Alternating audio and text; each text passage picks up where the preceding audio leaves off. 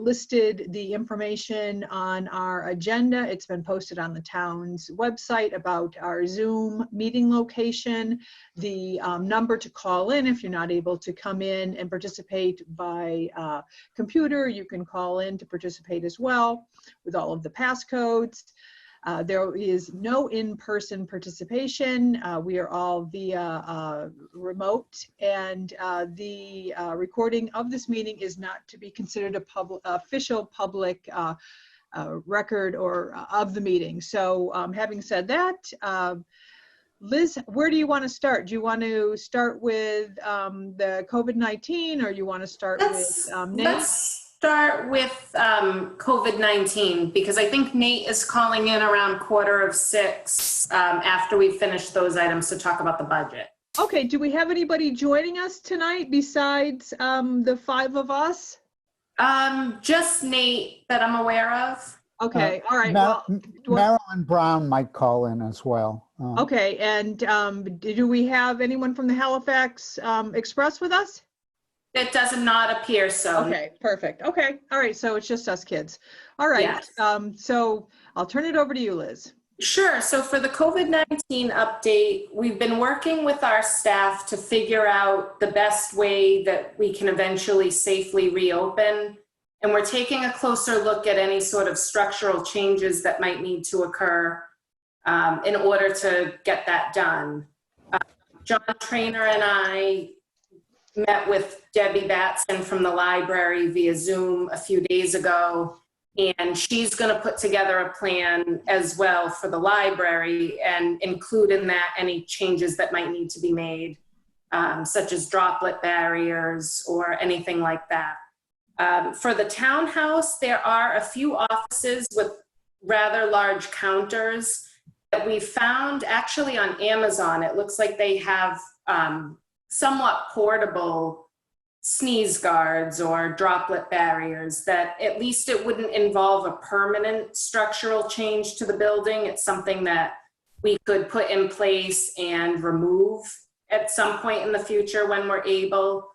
We're also looking at the offices that don't have counters, such as mine and Brigette's, that where somebody comes to the door, they pretty much just spill out into the office. And Steve Sorrow is working with a helper, and on Friday they're going to start trimming our doors. Basically, they're going to make it almost like a Dutch style door, so that the top can remain open and we're visible and it's user friendly for the public, but so that people don't have any reason to enter the office per se. They can conduct their business at the door. We're also looking at what we need to do as far as providing face coverings to the employees. Obviously, they'll be required in the buildings as per Governor Baker's order that went into effect today for face coverings in public when social distancing is not an option. But we're looking at what we need to do for the employees, if anything, depending on when we go back. Most people will probably already have their own face coverings, so I think we might be okay in that regard. But obviously, if somebody had a hard time obtaining one, we could figure that out for them. We have our weekly conference call with the townhouse staff scheduled for tomorrow, just to go over any concerns that people may have and to make sure that everybody's still up and running. Our highway department is back to normal hours, but they're still following the social distancing protocols as far as there are not two people being assigned to one vehicle or anything like that. And they have begun the season's mowing efforts. So by Mother's Day this weekend, everything in town should look nice and be trimmed, and it should be what we're used to. He also has them coming in the week after next to do the same thing in preparation for Memorial Day weekend, just to make sure that everything is trimmed and maintained as it should be. And other than that, I think that pretty much sums it up as far as the COVID-19 update. We are trying to keep an eye on the various funding sources that exist. And right now, the money that the county has come into, the fire chief is working very hard to make sure that we understand fully what the application process is for those funds. Likewise, any expenses that have been related to COVID, we've been doing a good job of coding those on both on the vendor warrants and also in our own records so that we can go back and put in for reimbursement later. Excuse me one moment. I don't know if it's just my phone. Are you cutting in and out, Liz? No. Somebody else has joined us that's cutting in and Somebody's out. joining us. I'm going to mute them. I don't know who that is, but they Okay. cutting out. I was getting bits and pieces of that. Thank you. I apologize. So Can you hear us, Marilyn? I could hear you up until just when Liz was talking about the fire chief and the funding, and it's all cut. I think it was One the more. other person that joined the call. It's just a phone number, so I'm not certain of who it is, but Okay. Is that Christie? Could you send me a little email, Liz, about what you just talked about with the fire Sure. chief that you're working in the funding? Sure. That would be great. I have one question, Liz. Do we know how many people right now have the virus in town? I believe we're still at one active Okay. case, and the prior ones have all recovered and are considered to be cleared. Great. All right, any other questions on the COVID-19 update or discussion? All right, how about Memorial Day events? So this was something that was brought up last week during the COVID-19 update, and the board opted to put it specifically on the agenda for this week. We were looking to get a vote of the board to postpone the Memorial Day events to Veterans Day. All right, we did talk about this a little bit last week. Mark or John or Bree, do you have any thoughts you'd like to share? I do support it. know that, I'm sorry. I do know that the flags that were coming in that I usually get from Roxanne have not come in because they are on a ship somewhere, and they are not. They were expected to be in transit, and we might get them at June. So we might not even have them for the cemetery. Can we to put purchase out. flags for the cemetery? I do have some left. I can see how many boxes. I can scoot up there. I'm going in Monday, but if you want to know beforehand, and I'm sure Roxanne might have a box floating around. I do try to keep the extras in my All closet. right. Well, I think that Roxanne gets a budget for the cemetery to work with. So you should definitely connect with her. And Yes. if we're not holding the events, I would connect with her and see what she has left in the way of budget. Or I can look it up, but I just don't want to go there if she has it allocated for other purposes. What's remaining of the fiscal year. I think you should reach out to her and see about purchasing more so that the cemetery looks proper for the weekend. and I can- any like I type said, of wreaths too, Bree. Let's not let those fall by the wayside. No, I'll still get the gazebo done. Okay. And I'll pull those out of the closet. I will drop those off for the gentleman that helps me, Chris Rankin. Okay. Usually puts those up so I can tell him and do it. I'll practice the social distancing from there so he can put them up for me. And like I said, I know I still have some flags. I don't know how many, and there might be a box of them still in the office where Roxanne's office she shares with Barbara. I'll look into that. We could get the cemetery and the wreaths put out. Beautiful. And maybe you could coordinate with Kathy Ferguson, and maybe a couple of Eagle Scouts could help you put the flags up. I don't know if they're having any of the Eagle Scouts meet. Okay. Last I heard it was no, Okay. but I can get them put out myself. One Well, year I did well, it. let us know too if you need a hand, because I can certainly help you put flags up too. And we could probably find some other people where we're doing this by ourselves, not as a group. Okay. So I will get back to that. But like I said, I do know Roxanne told me the flags that she did order would not be in until the beginning of June. Well, that's all right. We can use them if we postpone to Veterans Day for the parade. Okay.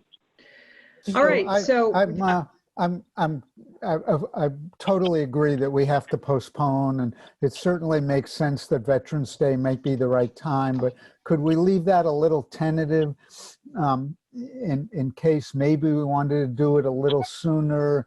And if in any way we were lucky enough that there was an earlier time to celebrate not only Memorial Day, but celebrate getting past some of what we're getting past in September or October. So absolutely postpone tentatively Veterans Day, but leaving over open the possibility of something else. yeah, I like that too, leaving it open-ended. What do you think about that, John? Yes, I'm fine with that. Can Okay. I just mention, Marilyn, do you have your phone dialed in too? Because you're showing up in 2 places. Is that her? Yes, Okay. the telephone number. Could be she's muted, Okay. or maybe she's not hooked up with her audio. Okay, all right, so I'll make a motion that we postpone the Memorial Day event with a tentative date of Veterans Day, but that's a firm date to be determined. I'll second that. All right, all in favor? Aye. Aye. Okay, next item on the agenda was the hazardous tree removal request. This came from NSTAR, I believe, or Bill Hayes, where there is a tree that is dying on the green that they would like to remove. So I didn't get a chance to go by and see it, but I know both Mark and John, I think Liz, you've seen it as well, and you absolutely confirm that that the tree is going to be a problem. So this would be a good time to have it removed. Yes. Is that down at the other end of the green, down by Rick's? Yeah, It's down Yeah. by Rick's, It- yes. very, very The dead. only thing I asked was if we can get the stump grind the stump.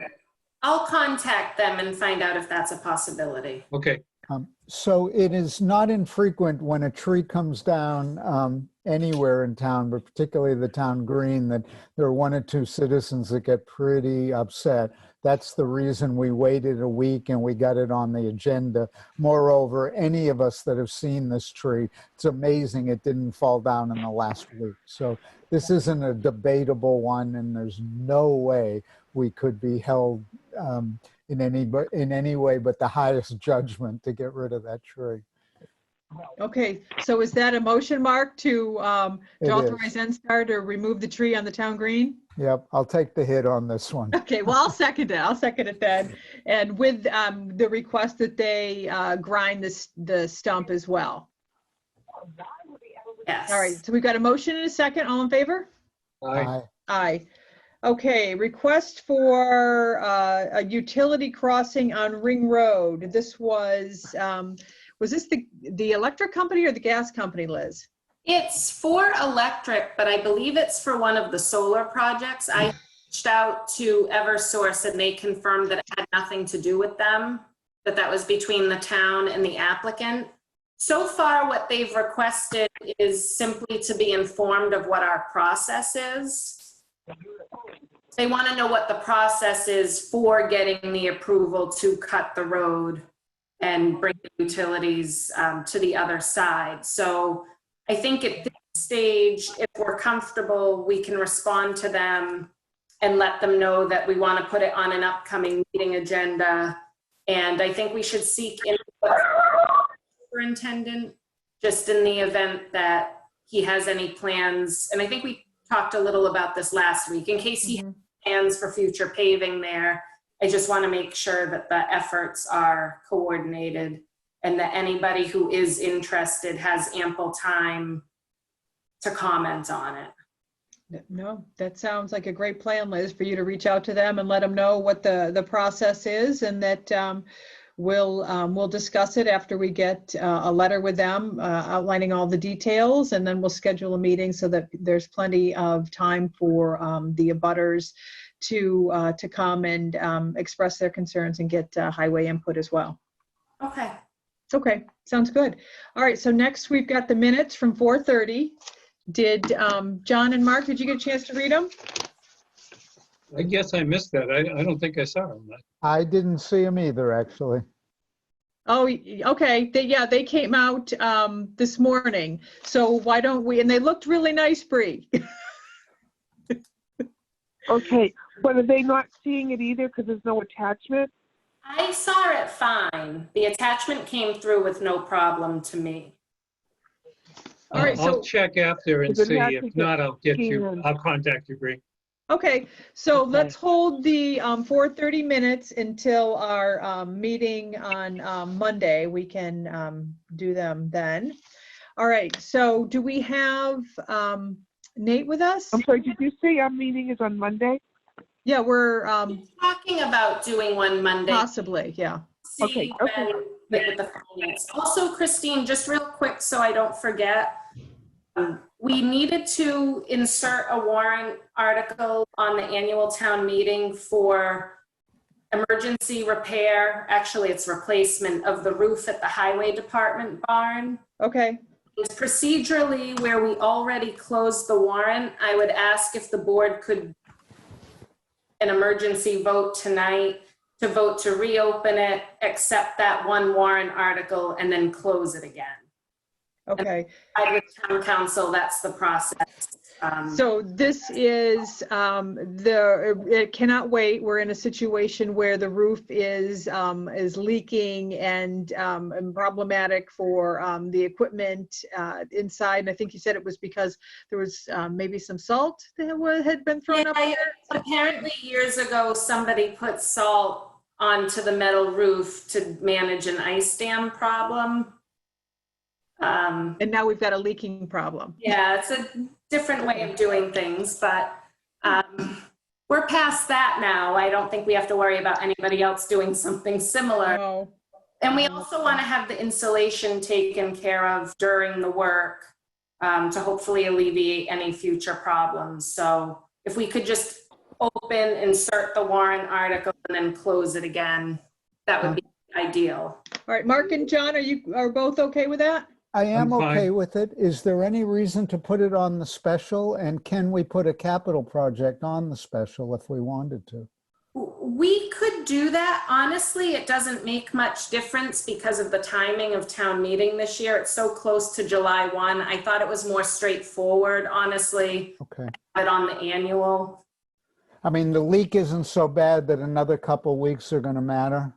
I don't think so. It was, they are trying to deal with it on a temporary basis. What really alerted us to it was that there was a leak that damaged one of the garage door openers, and that's an $800 fix. So we can't have that keep happening.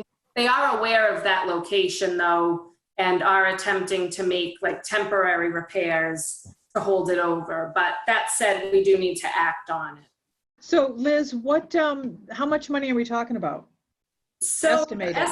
the estimates have ranged from 50,000, but that 50,000 was on the low end and it did not include insulation. So the high end is 100,000. Okay. And we're waiting for, Rob Furlot had sought estimates from 4 different places, in addition to the one that we had initially. And of the 4 more places, we only got back 1. So I would go with the 100,000 amount to make sure that we have ample funds to complete the project. I think it's the sort of thing, if we're investing that kind of money, we want to make sure that there's not a future problem with ice dams and a similar situation comes about down the line. We want it to be a complete fix. So I think 100,000 is a solid estimate. It appeared to be a reputable company that estimate came from, and it included all of the insulation, any work related or incidental there too. So that seemed like a solid estimate.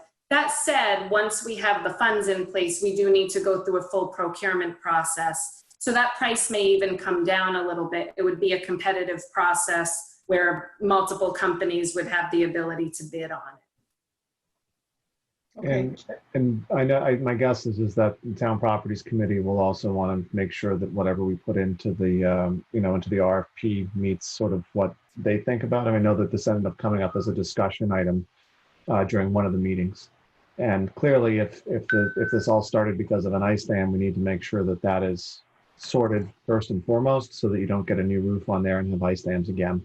And then someone else, forgetting what happened before, throws salt up on the metal roof to try and help it out. So, but I think, and Liz and I had talked about this last week, and it makes sense to me that this is something that needs to go ahead. Outside of our sort of overall planning process, which got kind of interrupted here. And even if we hadn't been interrupted, I still don't think we would have been ready to have inserted this. This is a critical item for the building. All right, John, thanks for your input on that. John Trainer, do you have any thoughts? No, I agree. I think we Okay. have to do it. Okay.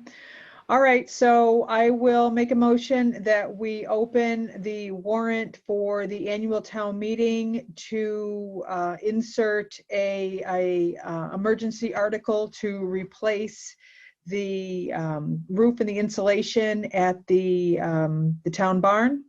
We still call it that, don't we? Yes. Highway barn. All right, I'll highway second that. barn. All right, so we have a motion and a second. All in favor? Aye. Aye. All right. And then Aye. I'd like to make a motion that we close the annual town meeting warrant immediately. Second? All right, all in favor? Aye. Aye. Aye. Okay. All right. So are you all set on that then, Liz? Yes, that's perfect. Thank you. Okay, good. Okay. All right. So, John, any updates from the school you want to add before we get into the budget discussion? Just two items. One, the chairs of the various school committees met today with the administration to talk about the ongoing school lunch program and providing lunches to to folks in need while we're out on this break, shall we say. One of the requests from the food services director was to open this up a little more broadly based on the guidelines that that USDA has allowed us to open it up, and as long as we are feeding folks, then there's reimbursement for that, and it would actually be more cost effective if we open it up a little broader, meaning that we would email or get out to the larger school community that if there were folks in need of having school lunches for their students, that they could apply for that and reach out to the director and add them on to the program. There's capacity to be able to do it. And, if they're making up 180 bags and making up 200, it's not that much more work. So we went ahead and gave them the go ahead through the end of the school year to do that. And a lot of communities are doing that as well, where it's not just open to the free and reduced school lunch folks, but is open to anyone who's in need for that. So that was done today, and I assume that announcement will go out in the next few days, and we'll see what sort of impact that has on the amount of work that they're doing. And then second, from a budget perspective, I have asked, and hopefully we can provide that, some updated budget numbers for the school that reflect some of the items that the school committee and FinCom had talked about. It seems like a long time ago, but really it was only 6 weeks ago or so, or 8 weeks ago, to adjust for the items that we're putting on the special town meeting, and also to adjust for the better bus contract that we got in, which will reduce the placeholder number that was in that budget. So we're hoping to have those by Tuesday. But the caveat on that is that there's a lot of budget numbers going on, particularly with Silver Lake. So they are kind of struggling, but this should be a pretty easy set of numbers to be able to put together so that we can have a closer to accurate set of numbers going into, at least what's printed for town meeting. And then it's always the possibility that we'll still be able to revise that down a little bit on the floor if we're able to find spots where we can trim it a little bit further. All So, right. Thank you, we're John. done. Hopefully, people that need to participate in that lunch program are able to get the help they need. That's really nice that it's been expanded. So Yep. And that will go out probably via Parent Square, which pretty much all of the school families have access to now. So they'll Great. send a notification out, and then they reach out to the food service director, and she'll get them hooked up. Perfect.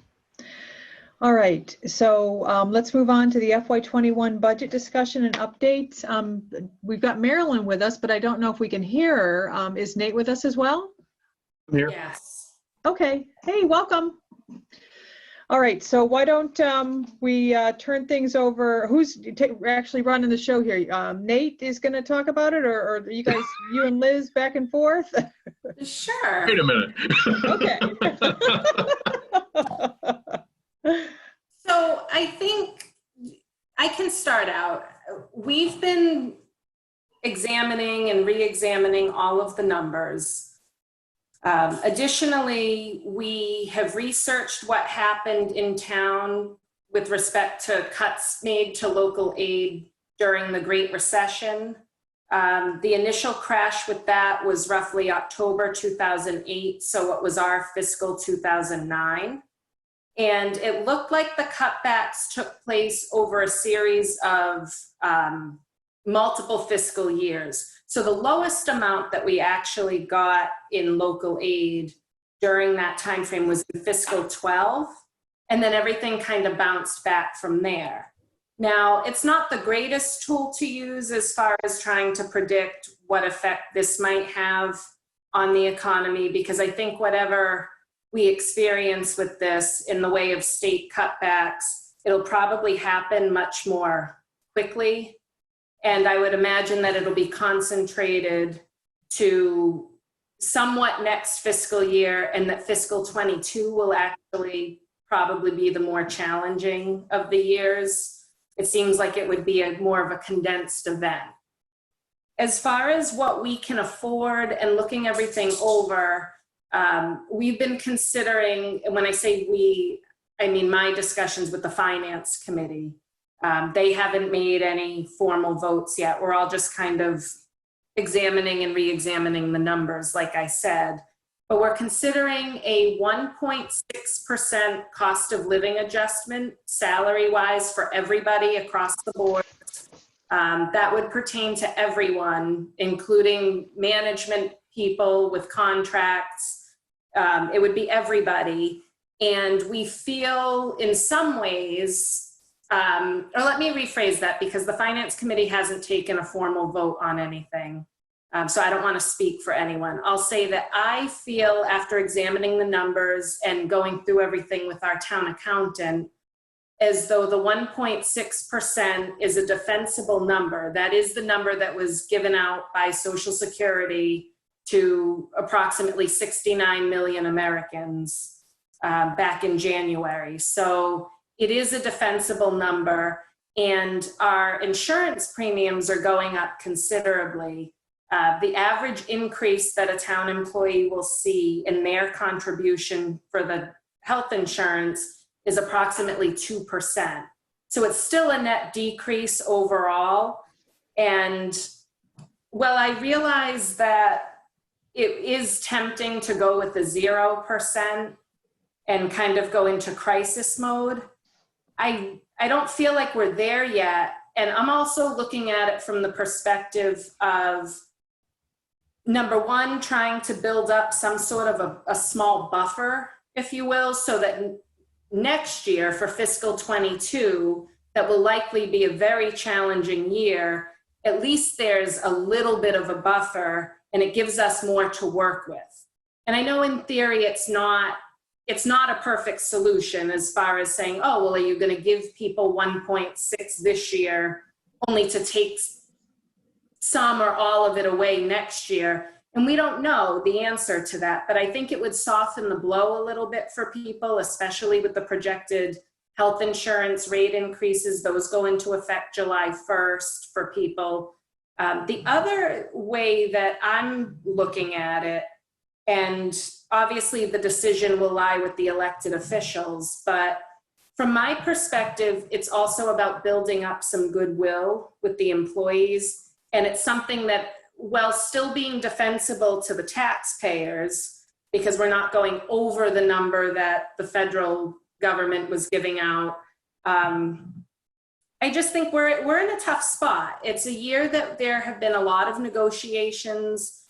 Some contracts have been recently negotiated. We're in the process of collective bargaining and working on that new agreement with the police union. There are school negotiations going on, and our wage and personnel board had already voted that 1.6% cost of living adjustment for all the other town employees. And I think where fiscal 22 may be so challenging, it might not be a bad idea to show the employees, we can afford this, so we're able to do it. It's not what you originally hoped for or what we planned for. All the merit raises are off the table, but it's at least something to soften the blow of the health insurance increase, and it is a proper cost of living adjustment. And with the caveat that, you know, for fiscal 22, I think we're going to have to start that budget planning process much earlier than we have historically. And if not for anything else, to help manage expectations. But I think building up some goodwill with these different groups of employees would go a long way. I'm not so concerned about fiscal 21 as I am about fiscal 22.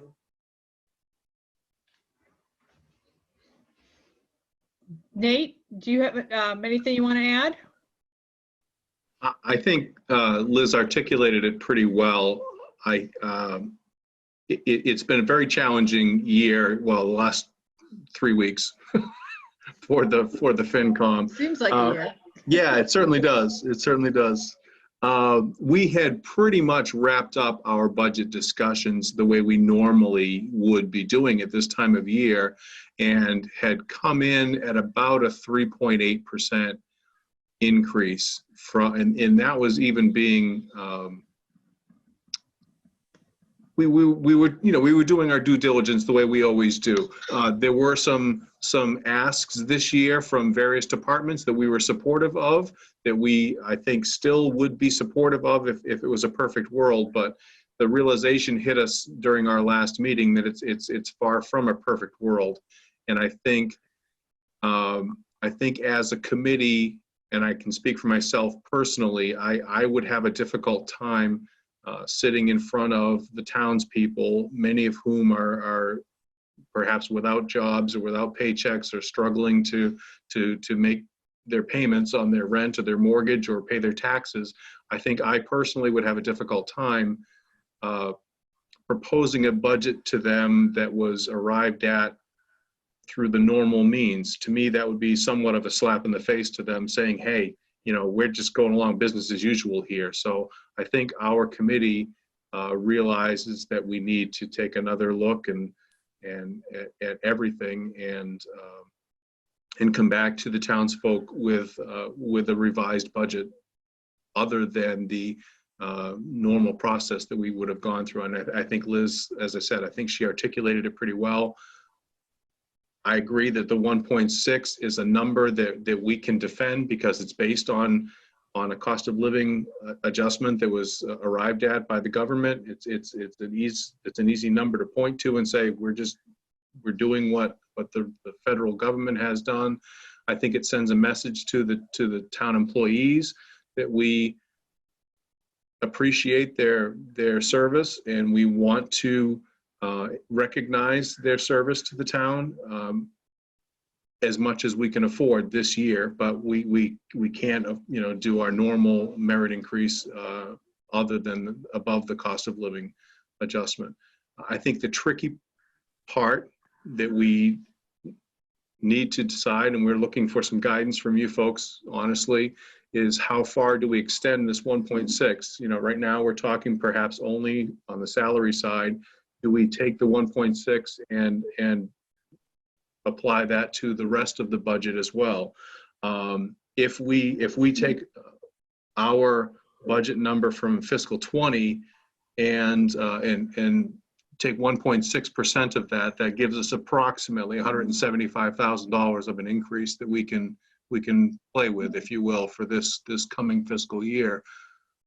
As you know, the Regional Communication Center and the group insurance number are both increasing pretty substantially this year.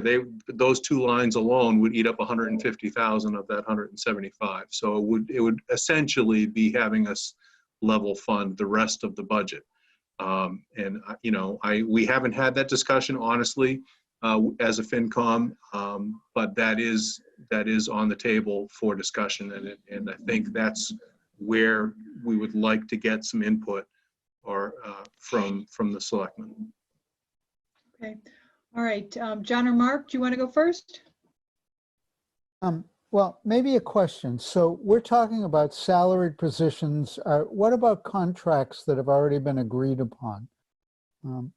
So the only contract right now that, not speaking about unions, because we have the police union in the process, theirs expires June 30th. So we're in the process of negotiating that. And obviously the schools are under negotiating. The only contract that has a dollar amount specified in it for July 1 is mine. And I've already said that I would sign an amendment, and I have a template for that that's somewhat ready to go once we decide on that number. The other management contracts all say in there that it's at the discretion of the Board of Selectmen and based upon what most other town employees are getting. So there's really no issue there. You haven't signed the agreement yet with the interim police chief for July 1. So we can factor his in the same, and I've already spoken to him and he's on board. I've spoken to the fire chief. But all of that is at your discretion. So it is an unusual situation, but kind of a pleasant surprise that everybody is more or less in the same boat, and we can apply this fairly. There are really it's not like we're in the middle of a 3-year contract, let's just say with the police department, that, it would take a major action to get that changed. We're in a good spot as far as being able to switch course and do this. And the teachers and their step increases? Those are built into the contract, John. And if we Or don't, Mark, I'm sorry. and if we don't sign a new contract with them because they had asked to push off for 1 year with a request for a cost of living, which we have to have a discussion with them on that. If we don't sign a new contract, then the existing contract will apply. They won't get a cost of living, but they would still get steps and lanes. So, I mean, to Nate's point earlier, you couldn't level, if we had to level fund, and this is just the Dennett, if we had to level fund the Dennett budget, we would be talking about layoffs because there is no room there's no place to take the money from. So my only other comment is I think I agree with the rationale. In a very real way, we may need to use this a little bit as educating and as preface for next year. There'll be a lot of people sitting in front of us who have either been laid off or have taken a 25% decrease. So, and I think even the 1.6 increase is a cost of living that's going to ruffle feathers a little. But I think maybe we're threading the needle with what's been proposed as best possible. But I think it's really important that our conversation is forewarning what's coming, because I think we all know it's going to really get into it next year. Okay. John? Well, I think the school budget is going to dictate a lot of what happens here. I would not be opposed to freezing with no cost of living if we can't get a school budget or any of the contracts squared away. I'm not opposed to the 1.6, but I think it really depends on what happens at the regional and the Dennett. And I think the other things you've done a good job from what Liz has gone over with me of flushing out how we go forward. I think 2022 is going to be, I'm very pessimistic about it. I just don't see where the money's going to come from at the federal level. And therefore, I think it's just going to work its way down to the state.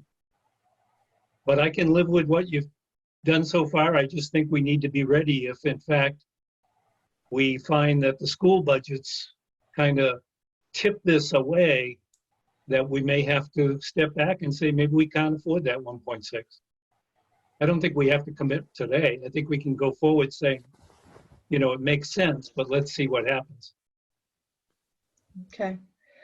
All right. So just a clarification. So are we talking about 1.6% for salaried employees as well as hourly? It's everyone. So everyone's going to get the 1.6%. So then we're freezing expense lines? There'll be no increases in the expense lines from this year to next year. Is that also accurate? We could do that. Some of the increases in the expense lines are minimal, and they're things that we could just cut back to this current year's level, I would say, without an issue. There were a few that for proper planning purposes, we had, were anticipating increasing a little bit. Like, to give you an example, the fire department has been plagued with expensive vehicle repairs. I want to say this current year, I don't have it right in front of me, I want to say they were budgeted $10,000 for vehicle repairs, and they've already expended $19,000 and change on vehicle repairs. These are all deferred maintenance issues that you know, prior administrations at that department hadn't been maintaining any of the vehicles. So there were some major safety hazards. The chief has rectified most of those, but some of these vehicles require fairly routine maintenance. I mean, they're large pieces of equipment that are being used almost constantly. So we had opted to increase that expense line, I want to say to 15,000. I think he asked for 20 for next year, and we kind of arrived around 15. That's correct. Is that correct, Nate? Yep. Okay. I'm sorry, I don't have it up in front of me with everybody on the screen. So there are things like that to be considered. Could we cut it back to this current year's level and say just deal with it? Yes, but obviously if there is a major repair to be made, they're going to have to come for a transfer. Right. So it's just a question of theory, and if you want to kind of plan out for some of this stuff to the extent you can, is cutting it very bare bones and having a bunch of transfer requests. But we have, when I say we, myself, and working with the finance committee over the course of the last few months, I feel like we've fleshed out a lot of these things. We have gone line by line multiple times. We've been back in touch with department heads. I've been back in touch. We've really trimmed some of these numbers down considerably. And I think we even have a little further that we could go with some of those. And, you know, I think we can still do things in a responsible manner, even with that 1% increase on the salaries. But like I said, I think the bigger problem is going to be next year and kind of managing people's expectations. I think the only step that we are sort of still in process on is we are looking at the expenditures year to date for each one of the departments, and we're comparing it to the budget from last year. So we are now 10 months through the year, so we should theoretically be 10/12, whatever that math is, of the way through the budget. So we are looking at the budget from fiscal 20, comparing it to the actual expenditures from so far year to date, and we're seeing if there's anything that really is out of line with what we would expect normally to be at this point in the year. And that's going to guide us for maybe which lines we can take a look at to maybe shave, bless you, shave another couple of $1,000s here and there, where the, you know, there, as Liz said, I think we've done a good job of trying to uncover funds where we haven't in the past, perhaps, and we've really tried to, I think, clarify some of the line items and add some line items so that we can track expenses better. We've done a better job of that over the past few years, and the combination of that, I think, has really given us an opportunity to zero in on some opportunities, and that's about the only thing we've got left to do is to complete that work with looking at the year-to-date expenses. And you're taking kind of the same mindset to the warrant articles, correct? Where we're going to really take a hard look at funding things that aren't an absolute necessity? Yes, some of the warrant articles or many of the warrant articles are capital expenditures, and we do have the capital funding for that. So, you know, it's not exactly the same, but Okay. yes, we are certainly, you know, taking a hard look at things. Okay. All right. Yeah, that makes sense to me. It sounds like you guys have a good handle on this, and I think we're all in agreement that Mark and John, that this is the way we want to proceed. I think they've done a really good job, and let's just hope we can continue through to June. There's so much unknown that it's just crossing our fingers and hope that the money's there from the state. Now, when you're looking at the year-to-date budget, is if somebody's got some money left and they need to have some work done, are we going to be looking or encouraging them to get it done now when the money is available rather than pushing things off?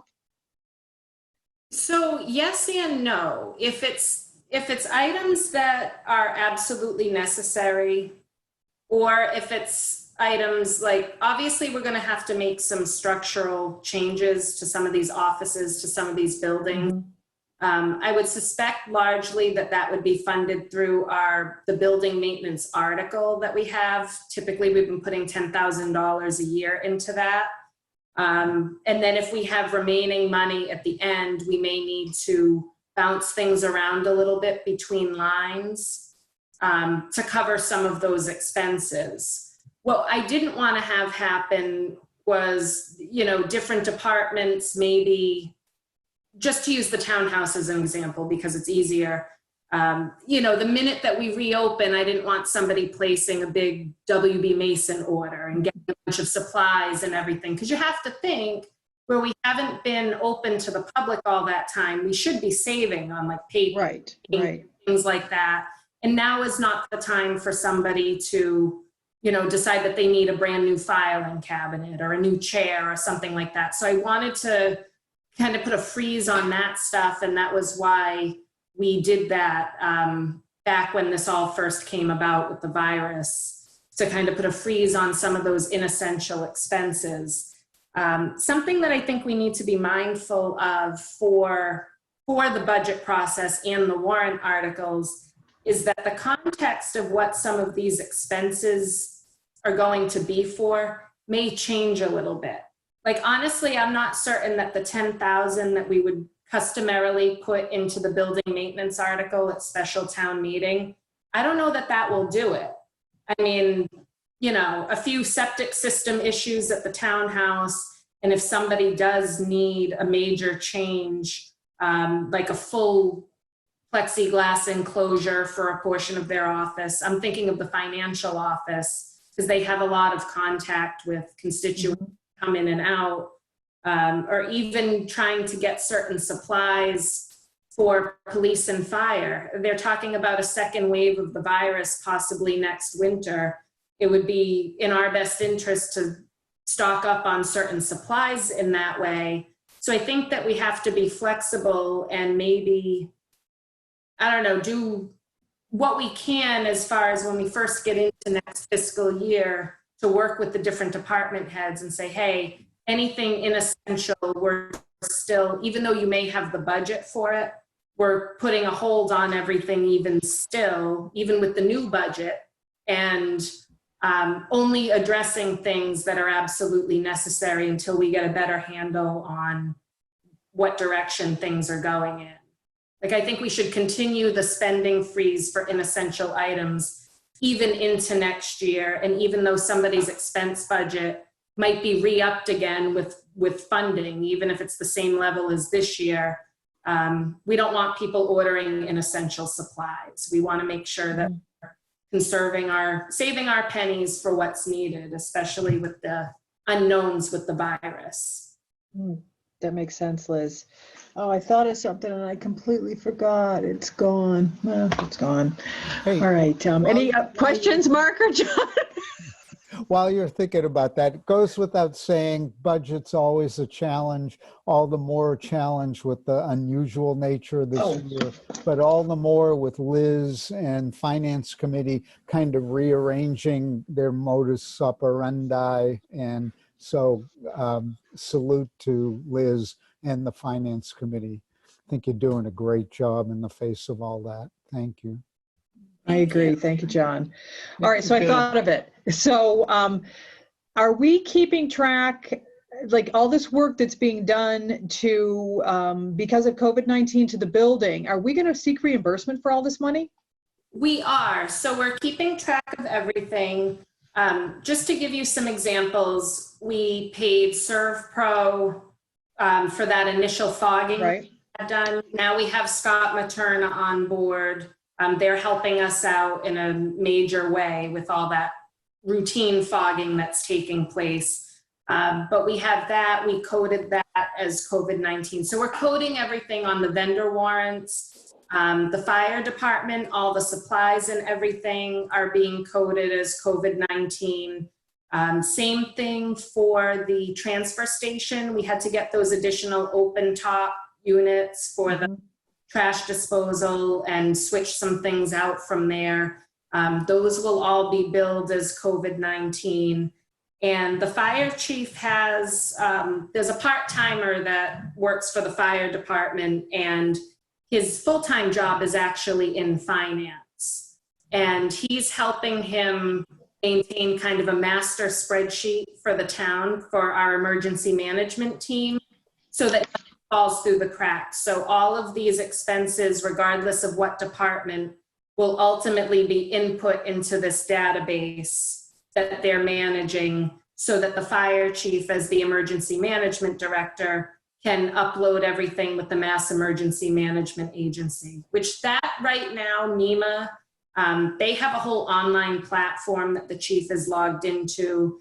And that right now is our primary means of applying for reimbursement, whether it comes through MEMA or FEMA. They haven't quite worked that out yet, but that's the main mechanism. Now we have the additional $90 million that Plymouth County will be managing. So we're trying to determine what the application process might look like for that. I think that they're still setting up the programming for that, and they'll roll that out at some point, but we're also keeping track of everything for those purposes too. And some of the costs that can be reimbursable, we've been told through a few different entities that you can even reimburse administrative costs. So for different things, even something as simple as allowing somebody to carry over vacation time that they were unable to use, that has the potential to be a reimbursable expense. If somebody attends a webinar for the Department of Public Health outside of normal business hours, that has the potential to be reimbursable. So there's a lot of different opportunities that I think will come our way over the next little bit. But I think that the challenging part is that historically, FEMA monies and reimbursements, sometimes those take the better part of 2 years to make its way back to the town coffers.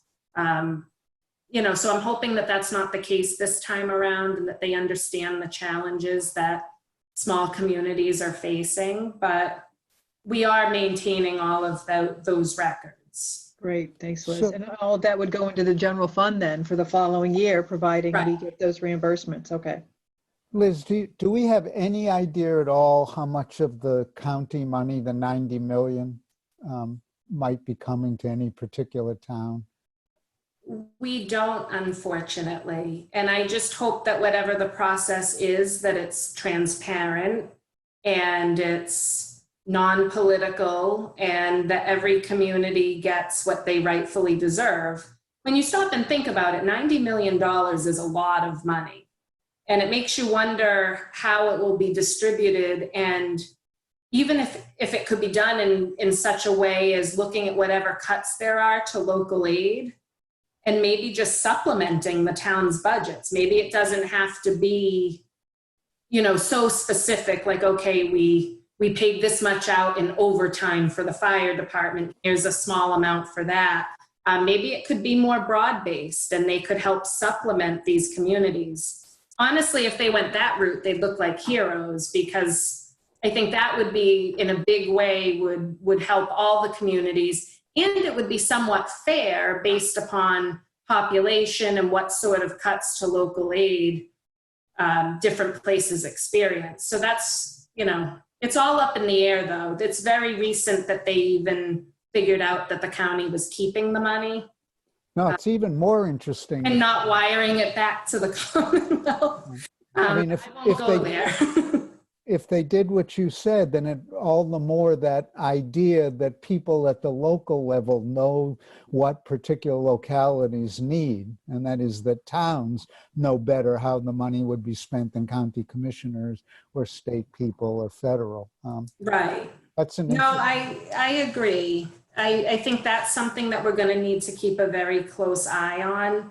Another thing, though, that is to our benefit, and I think is separating us in a lot of ways, not only from the big communities, but also from, even take Halifax or Kingston, for example.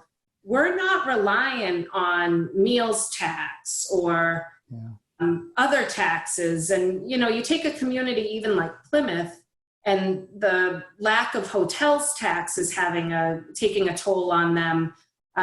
There are some advantages to being a small community. And even though we won't be first on the list for getting some huge amount of money, we're able to sustain ourselves a little bit better because we're not so reliant on these different funding streams that have essentially been shut off. One of the things that I think about, especially I look at everybody on the Zoom here, we know there's a new normal that's going to come out of this. It's going to come out everywhere. It's going to be the way businesses are run, and it's going to affect us. And I think down the road, we need to think about putting together a working committee that starts to think about how the town should address the new normal. Library, if people can't go in the library, etc. I think it's an opportunity, really. I think it's a great opportunity. I also think it reinforces the idea that we're in business to be a customer satisfaction group. And I think we should take this opportunity as we go through the budget process too, to think about what will change as we reinvent towns. Certainly other towns are going to do it, so we can look and see what's coming. But, there's a potential positive out of this. Well, there's online permitting. There's a lot of different avenues that we really need to explore. And I think Old Colony Planning Council they did send out that survey. It was basically about, planning and not so much the library, but there may be some things that we can glean from that, and they can help us to come up with, or, serve on our committee, Lori Muncie, to assist us with coming up with a plan of, what our new normal is going to look like and how we do maximize our resources and still provide services to the town and be fiscally responsible. Yep. Okay. All right. John Williamson, did you want to add anything about the school? Sure. Just a couple different thoughts on, and I'll get to the school at the end of that. To John's point, like even Fidelity in hitting this, hitting this crisis, one of the first things that came out of, once they got everyone out of the buildings and working from home very quickly, they set up a task force and sent around the entire company, where's every place that you're getting a wet signature? Where are we even doing that anymore? Where is it? And can we get rid of it?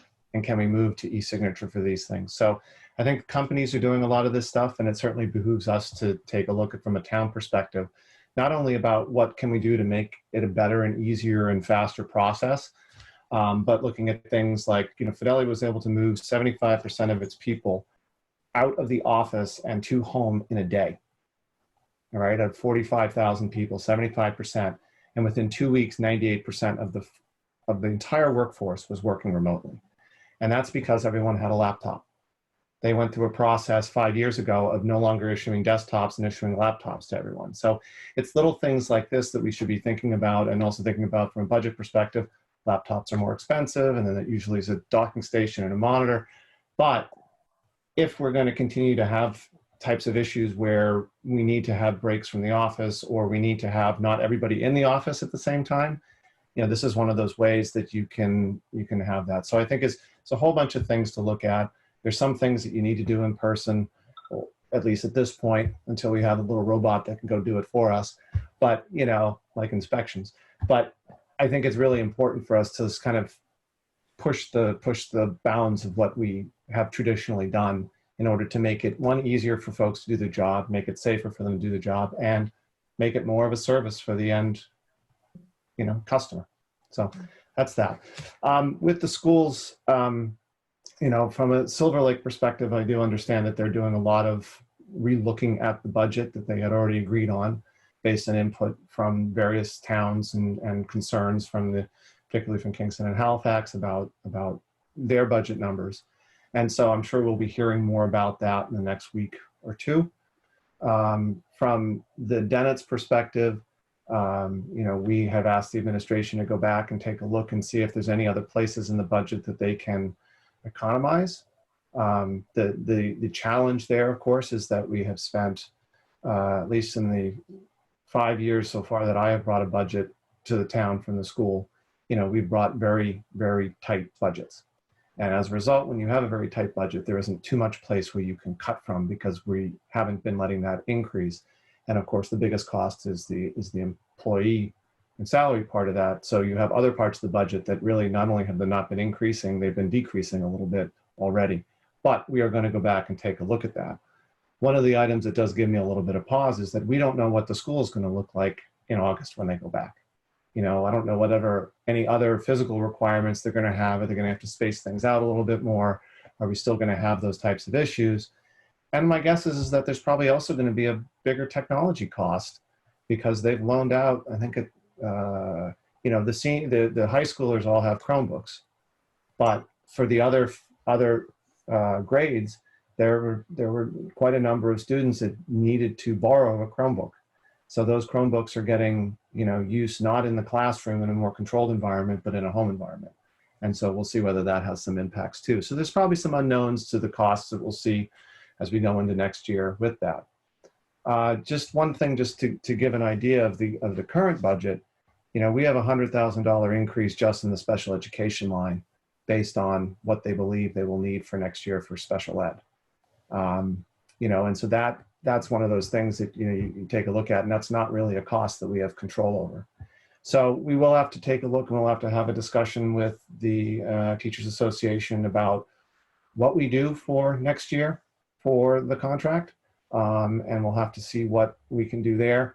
But one of the other things I think is important for us to remember is that we have a changing demographic at the school, in that we now have, or we expect for next year to have 5 classes that are 30 to 40 kids a class, and 2 of them at 40. So gone are our years, you go a couple of years back where we had most of them in, or almost all of them in the 20s, and maybe one up at the 30s. So, and these are the newer classes that are coming in. So there is only limited places where you can cut without drastically having issues with that. So, we're gonna continue to talk about it, and we're gonna talk further. We'll talk with the Teachers Association later this month. Well, at the end of the month, the school committee will get together and have further discussions about the budget itself. And we'll just keep the process going and trying to economize where we can. But it's a challenging place to be able to trim, because they're there isn't much flexibility with such a small school.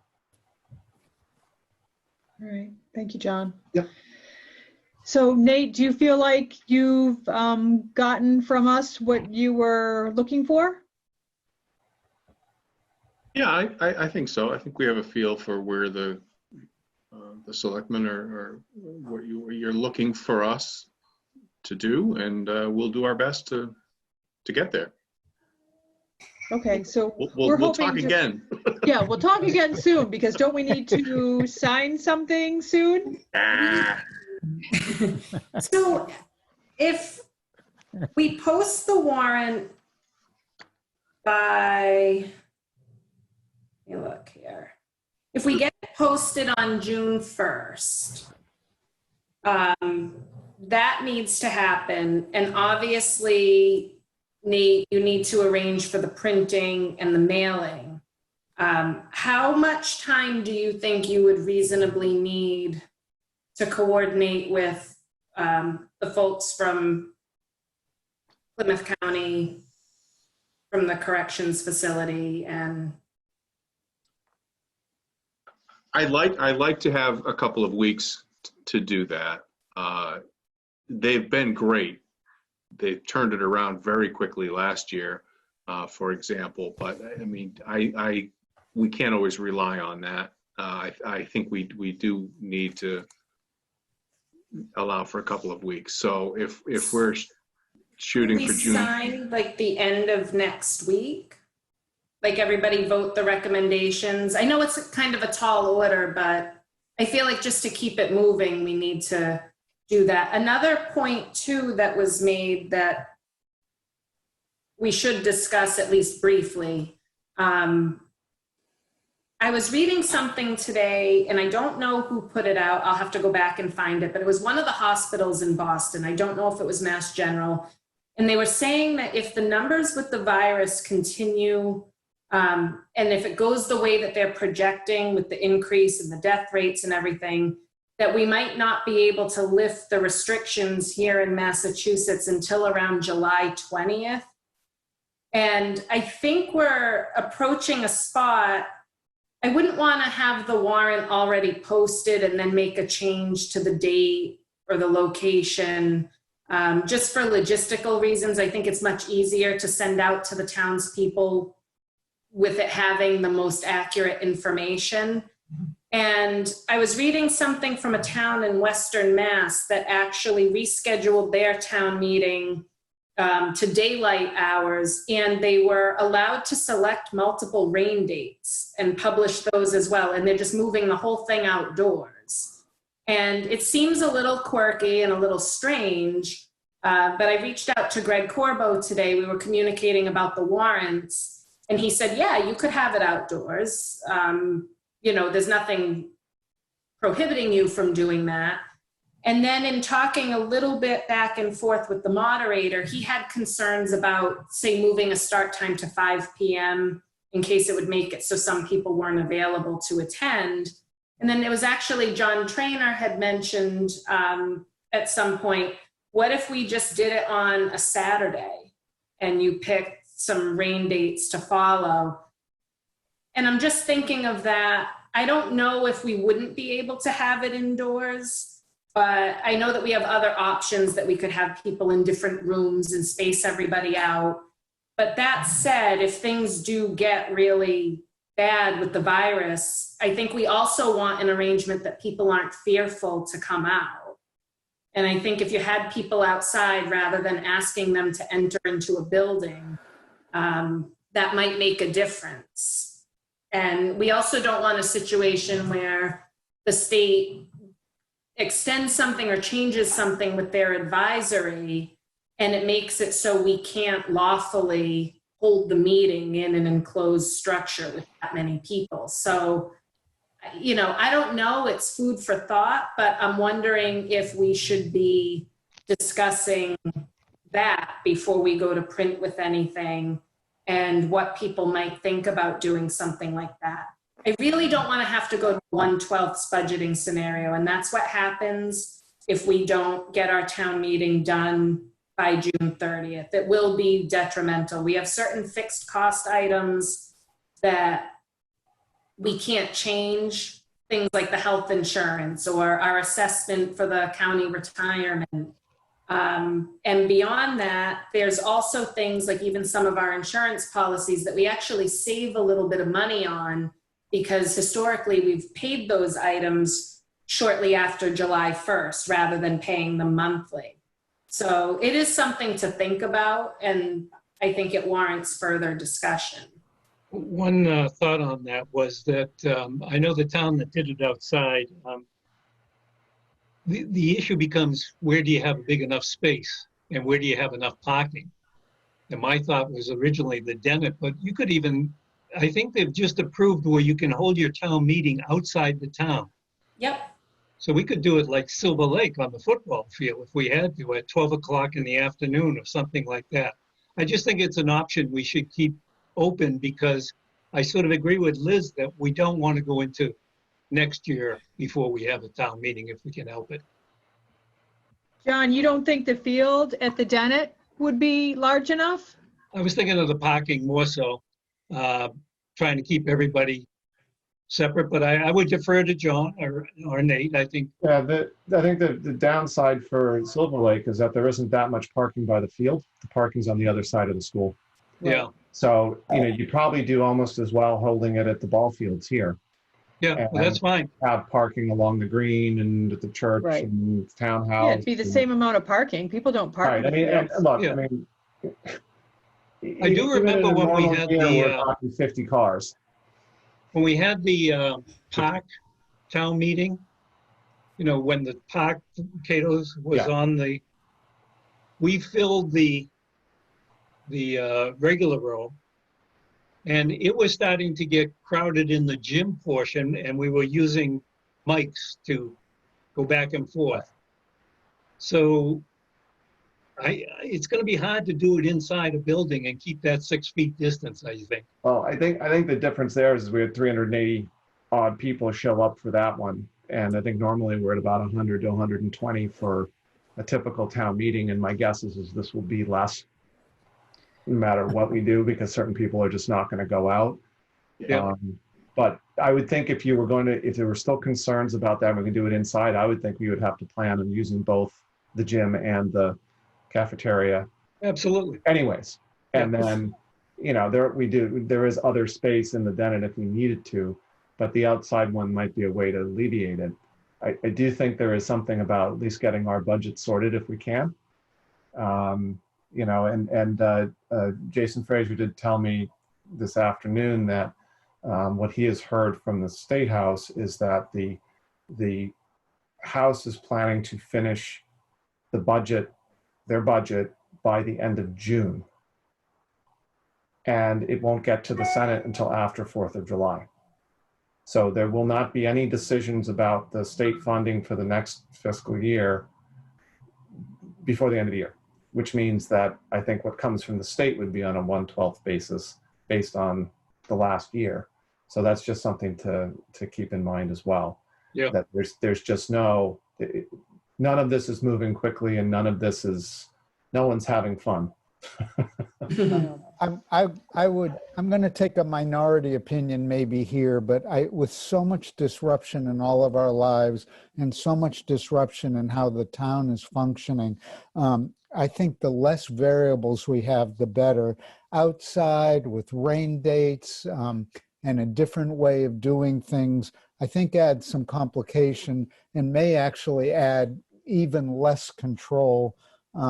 I could make a case that we've said the 17th and that we just go for it that way and figure out how to make that happen. I mean, if we tried to do this outside on June 20th, the next day's Father's Day, that probably isn't a good rain date. And then we're into the last couple of days in the month. The more we can kind of establish or perpetuate some normalcy, I think makes a lot of sense. There is also, as I read yesterday, there is a bill up at the State House right now that gives some additional flexibility, at least for the budget piece of this. It hasn't been voted yet, but if it does, it allows for towns that do not have a representative form of government, basically to designate a group of a certain number of people to help vote that budget. You know, in a much smaller, you don't, you know, it allows you to change the amount of requirement for that.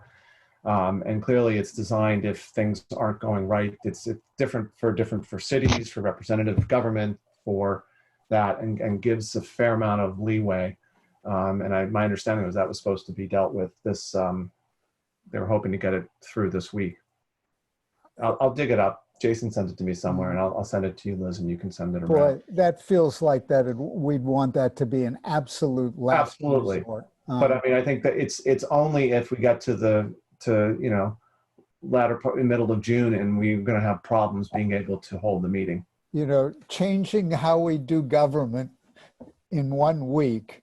Well, but you're not allowed to. It ends up meaning that a bunch of things get postponed. The way that it's written, it's to deal with the stuff that you absolutely have to deal with. So, you know, buying a new vehicle would not be allowed on at that town meeting. It would be anything that's necessary to run the budget.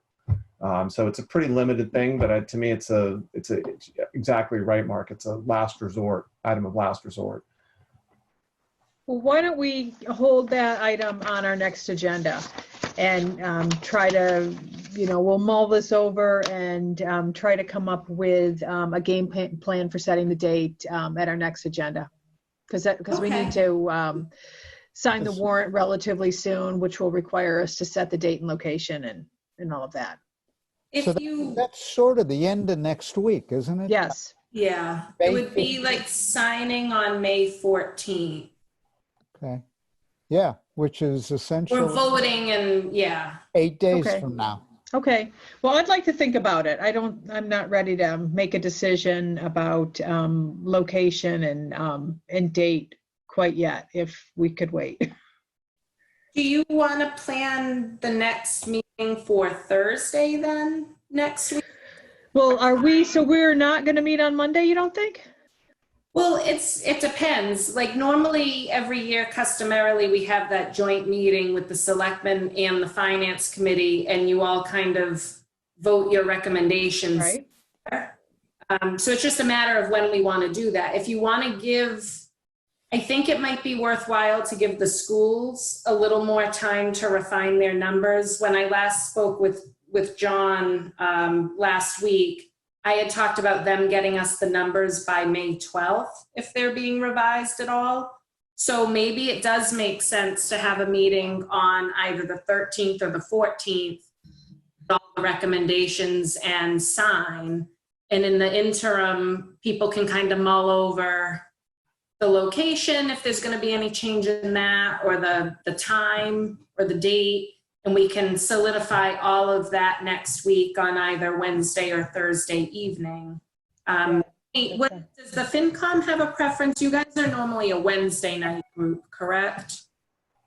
Yeah, well, we're typically Mondays, but our alternate night is usually a Wednesday. And I had already given them all a heads up that we would probably be meeting a week from tonight to discuss. So my concern would be that if there's going to be some discussion among the FinCom about particular line items or even the overall direction to take, that we may not be able to resolve it in time to bring it to the Board of Selectmen that same night. So could you guys maybe do a meeting Monday night to hash out any last remaining things, and then Wednesday we do the joint? Well, I thought we were waiting for schools until, I thought they were. Go ahead, John. I mean, I can give you as long as you don't hold me to it, I can give you a rough idea of what that number goes down to, because basically we're taking out what we agreed to put in special town meeting and pay for with vote funds. So that needs to come out of the budget, as well as a swag at what the transportation will drop down to, because they put in a pretty healthy placeholder for that. So that's a decent amount. That does not, and what we will not have, and we will not have, regardless of what you need to do for the warrant, is any additional tightening that we could figure out to do because that's going to be by the end, it won't be till the end of the month. So most likely we will end up having to amend on town meeting floor anyways, the amount down. Down is the way we need to go with everything. So at least that will give a more realistic number and closer to what we would have than where it is right now. Because right now we know it isn't accurate because we already agreed to move the tech expenditure to a special town meeting. So my only thought, Liz, is that maybe if FinCom met next Wednesday, then maybe we could have the joint meeting with the board the following Monday, which would be what, the 8th? If that would be fine, like on my end. I just wanted to make sure that we're giving you enough time for the printing and everything. I think it's fine. I think as long as I make the connections now and, let them know, we'll have something ready for you to go by, May 19th or 20th. I don't think that should be a problem. I think that where we've had issues in the past is it's been able to trying to track down the folks necessary to do the work. There was an initial couple of days that it took to make the connection, but I think if we start to make the connection now and say, hey, here's our timeline, do you think you'll be able to make it? I don't see it being a problem. Okay. So, Selectmen, do you want to do the following Monday for the budget discussion? Obviously, we'll want to meet next week too. Right, so we would be doing the 18th to vote on the budget with FinCom, the recommendations. And Yes. then we'll meet next week to set the date and all of those specifics, and then any other business that we have. That Okay. sounds good. Do you have a preference No, either, I don't about have. Wednesday or Thursday of next? No, John or Mark, how do your schedules look? I I'm have open. I have a slight preference for Wednesday, but either's okay. Hey, one question. If we change town meeting, is election linked to that? Do we have to change the election too? So that's an interesting question. I'll verify that with town council. He seemed to indicate when we had the first discussion with him and we moved the dates that they were independent of one another. But when you read our bylaws, they're linked. Right. So Yeah. I would assume that it would default to the bylaws and that it would be linked in that manner. Although when he had us vote, they were separate votes, and he said like one was not necessarily contingent on the other. But he could have been speaking in more general terms just based on, like, obviously every town is different, and if they have a charter, that might be worded differently. So I think just to be safe, we should assume that the dates are connected based on how our bylaw reads. And are people's appointments automatically extended, or if a certain finance committee's term is hypothetically supposed to end in May, would it still end in May? Just All the asking for a electeds friend. continue. All the electeds are continuing. Asking for. You guys aren't going anywhere. Yeah, no one's going anywhere on us. No, everybody's, all the terms get automatically extended until such time as you can have the election. Okay. Nobody gets away. I didn't think anyone gets away anyways, so Yeah, well, Right, you let's- don't. selection got to do with it. So All right. do we have the Board of Selectmen meeting next Wednesday night, the 13th, and then the succeeding Monday, the 18th? Yeah, let's do that. Do you want to do 5:30 for both? Sure, that works. Okay, perfect. All right. And then, John, you and I have a meeting, don't we, with the Teachers Association? 19th is when they're supposed to schedule that. Okay, so the 19th, and I think Monday, the 11th, is the high school. So we may have more information then I for think so. next meet. Okay, very good. All right, so anything else for tonight? We've covered a lot. We have. All right, so thank you everyone for participating, and we'll see you all next week. All right, so I'll make a motion to adjourn. Okay. All right, all in favor? Aye. Aye. Good night, everybody. Thank you. Thank you. Good night.